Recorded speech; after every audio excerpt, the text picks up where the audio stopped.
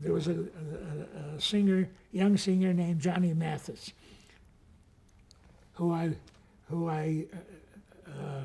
was brought to Columbia, not by me, but George Avakian. George Avakian heard him in a gay bar in San Francisco and signed him for Columbia. And George made the first album. George had an album department. He found them. I said, you do it. And he made this album, and we had the record convention every year, and they came, and there was such excitement amongst the salesmen and George about this new artist, And I listened to him. I said, well, maybe I'm wrong, but he has no definition of who he is. He imitated everyone from Ella Fitzgerald to Sarah Vaughan to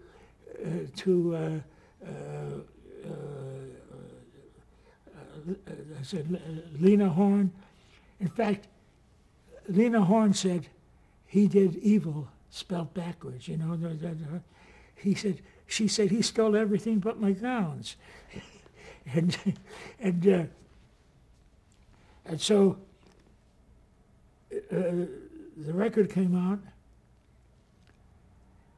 and you can check it, get it, and nothing.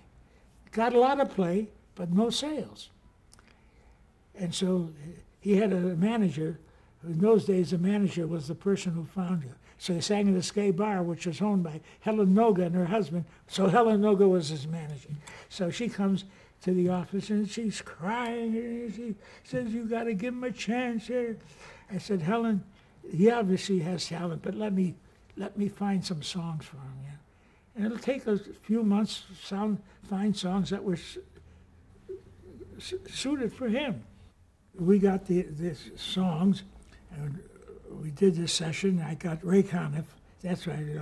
I told you he was a reformed alcoholic, and Ray did these marvelous arrangements for him, and boom, he had these hits right off the bat.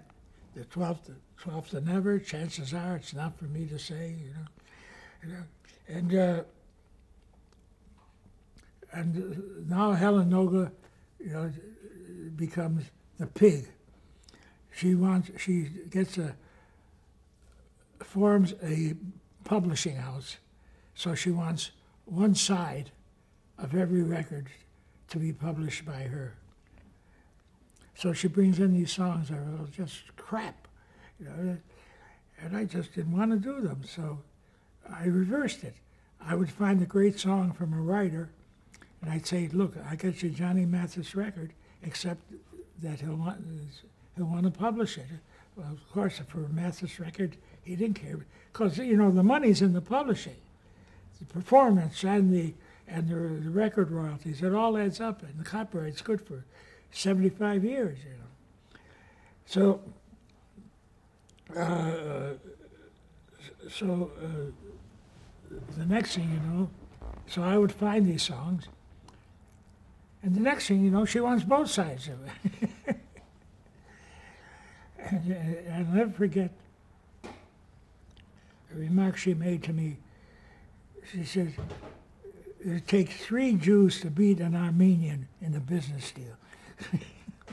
That's the kind of arrogant person she was. And actually, you couldn't insult her.